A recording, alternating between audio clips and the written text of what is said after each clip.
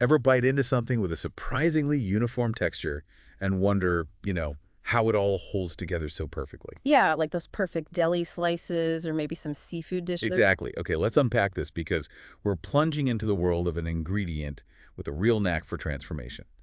Transglutaminase. Right, which people often call meat glue.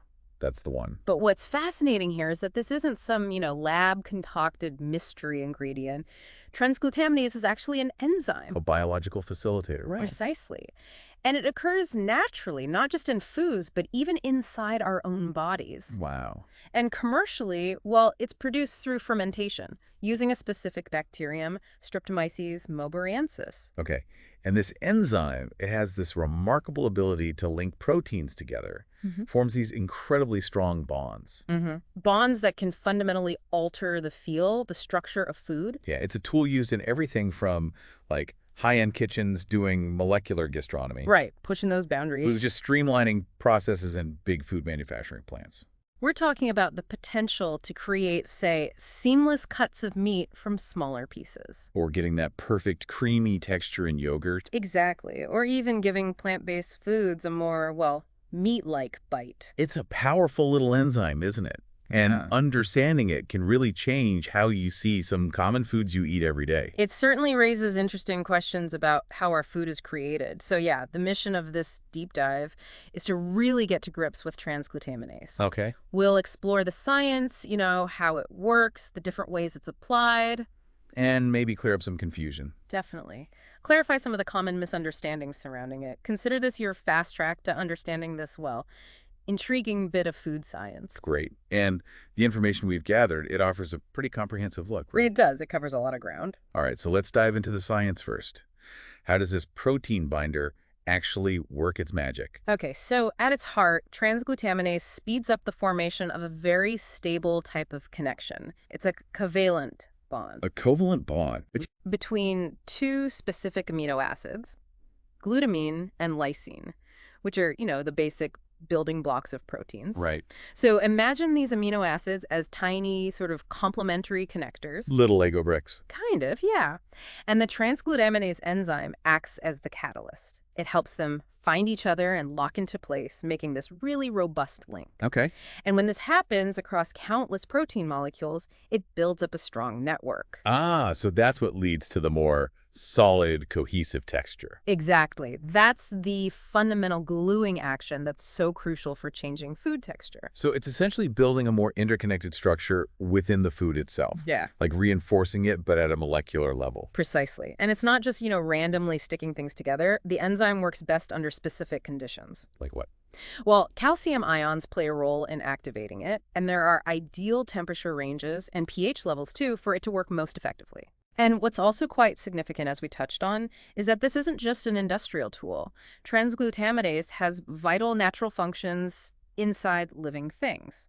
You mentioned blood clotting. Yes, things like blood clotting and also tissue repair, which really underscores its fundamental importance in biology, separate from food. That really puts it into perspective. Okay, so it sounds like this is a fairly recent thing in food technology, right? Maybe the last couple of decades. Well, not quite as recent as you might think. This is where the history gets interesting. Oh, While its widespread use in food has definitely ramped up, transglutaminase itself was first identified way back in the 1950s. the 50s. Yeah, and the initial research back then was really focused on figuring out its biological roles, within living systems. So what was the big leap then? How did it get from biological research into the food industry? That key moment, that really came in the 1980s. Some Japanese scientists recognized its potential for significantly improving the texture of surimi. That's the imitation crab stuff. Oh, exactly. That processed fish paste. Transglutaminase turned out to be incredibly effective at giving surimi a much better, firmer texture. More like real fish. Right, closer to mimicking natural fish. And then, by the 1990s, its use started to spread, We're too. particularly in Japan and Europe initially, for enhancing the quality and texture of various processed meats and also dairy items. And that's where the nickname meat glue really took hold, wasn't it? Uh-huh. Because it let manufacturers use smaller pieces of meat, things that might otherwise be, well, less valuable, binding them into what looks like a single cut. Precisely, which has obvious economic implications. Yeah. It presented this opportunity to create consistent, visually appealing meat products from smaller pieces, which, has practical benefits. But reducing waste. Yes, potentially increasing efficiency and reducing waste. But it also raised some questions, as we'll get into, about transparency for consumers. Right. And a really pivotal point was when companies like Ajinomoto developed a microbial version of transglutaminase commercially. Making it easier to produce. Much easier and more cost-effective. That really paved the way for it to be adopted much more widely across the whole food industry. Okay, so we've got the science, the history. Now, where are we most likely to actually find this ingredient in the foods we eat day to day? Right, it shows up in a surprising number of places. Let's start with processed meats and seafood, which we've touched on. The obvious ones first. Yeah. As we said, it's used to bind smaller meat fragments together. You get more uniform things like sausages, deli slices. Even those perfectly round chicken nuggets, maybe. Could be. And even products presented as a single piece of steak or ham might be formed using it. And in seafood. Still mainly surimi. Surimi is a big one, yeah. It's pretty essential there for getting that characteristic firm, slightly springy texture people expect. So it's helping with production efficiency, using those smaller bits, and also making the final product consistent, a predictable eating experience. Exactly. And while that offers benefits like better resource use. There's the transparency issue again. Right. How clear is it to the consumer what they're getting? Agencies like the USDA do have labeling guidelines. Requiring disclosure. Yes, requiring disclosure when it's used in meat products like that. But, how clear or prominent that labeling is can still be debated. Okay. What about beyond meat and seafood? Where else is this enzyme working? Dairy products are another really significant area. Like yogurt. Yes. In yogurt production, it can boost the overall creaminess, and it also helps reduce syneresis. Syneresis, that's the watery stuff that separates out on top. That's the one. It helps keep the yogurt more homogeneous. Okay. What about ice cream? In ice cream, it can contribute to a smoother, more stable texture. It helps stop large ice crystals from forming. Preventing that grainy texture you sometimes get. Exactly, which ultimately improves the shelf life and just the overall eating experience. Interesting. I definitely wouldn't have guessed ice cream right away.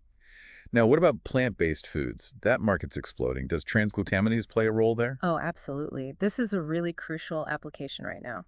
Why is that? Well, one of the big challenges in creating plant-based alternatives is getting the texture right, mimicking animal products. Right. Texture is key. And transglutaminase is proving incredibly valuable here. It binds plant-based proteins, things like soy or pea protein. To make them hold together better. Yes, to create vegan sausages, burgers that have a satisfying chew, and even firmer vegan cheeses that you can actually slice properly. So it's helping bridge that textural gap. Significantly, it's making these more sustainable food options more appealing, more palatable to a much wider range of consumers. That makes total sense. Texture is just so fundamental to enjoying food.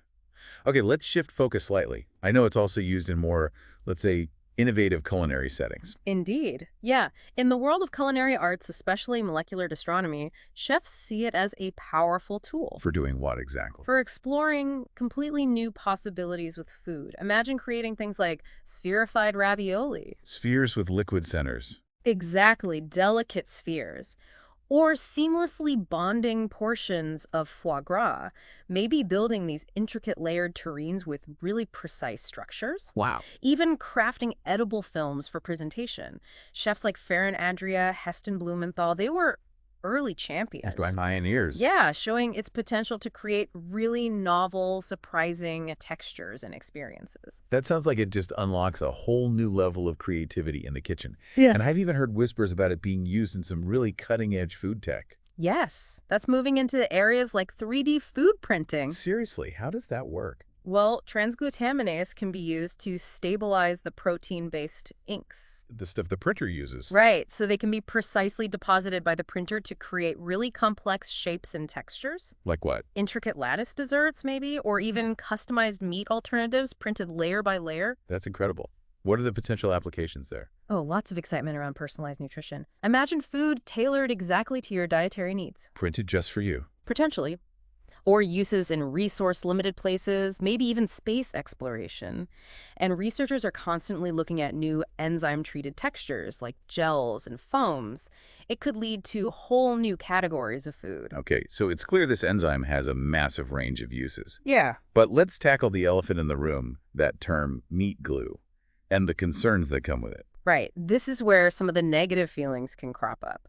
The term meat glue, understandably, it makes people think of maybe lower quality meat scraps being stepped together and passed off as premium cuts. That's the fear, isn't it? Deception.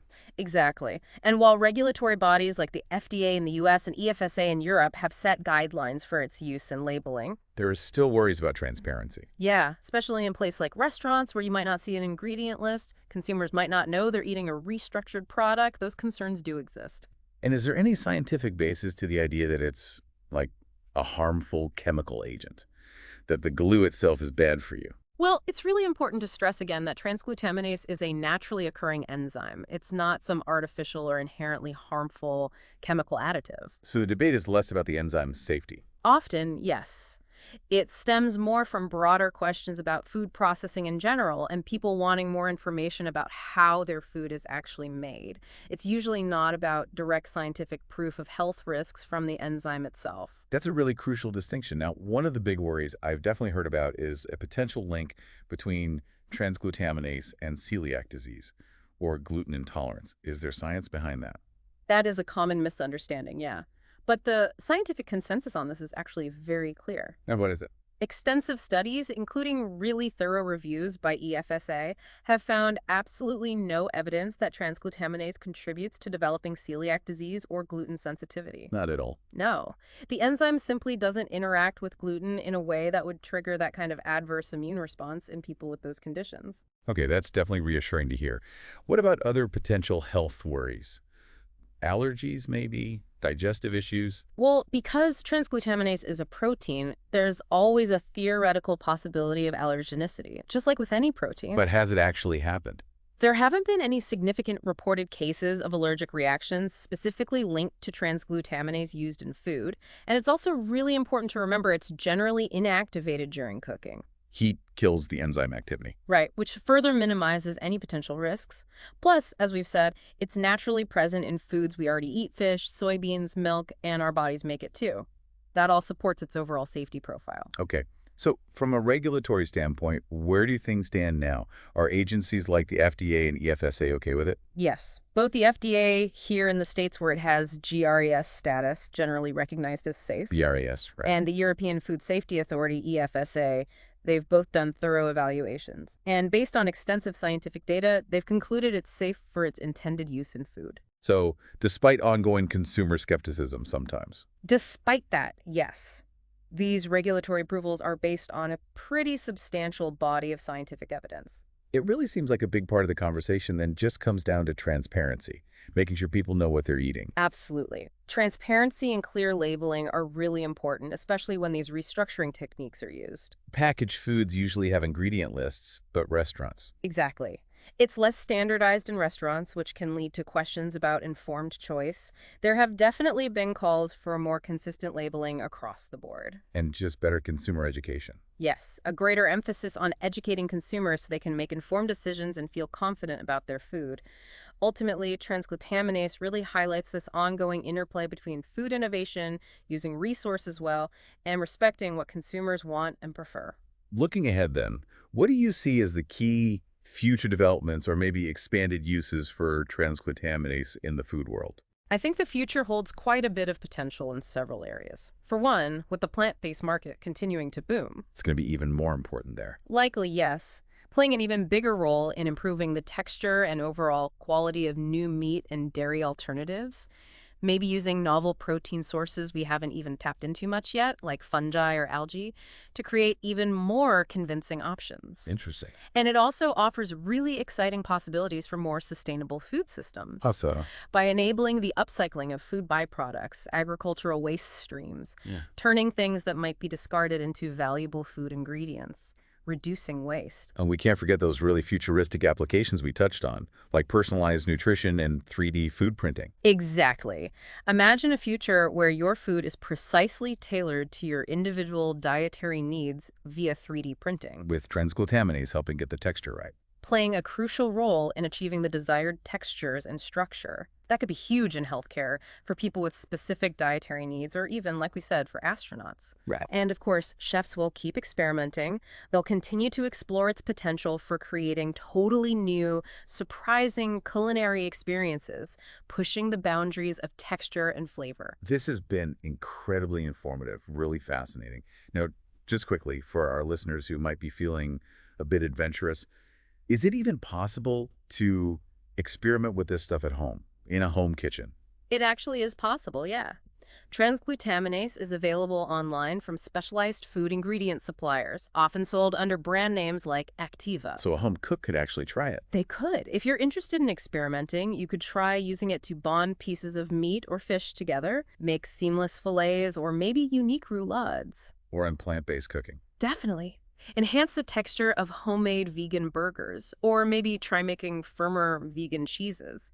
The key thing is safety and following instructions. Yeah, You have to adhere really strictly to the supplier's instructions on dosage. It's usually a very tiny amount, like a small percentage of the food's weight. And always ensure that any food you treat with it is cooked thoroughly afterwards. That deactivates the enzyme. right. The heat takes care of it. Exactly. And for those curious about molecular gastronomy, you can find recipes online using it for things like spherification.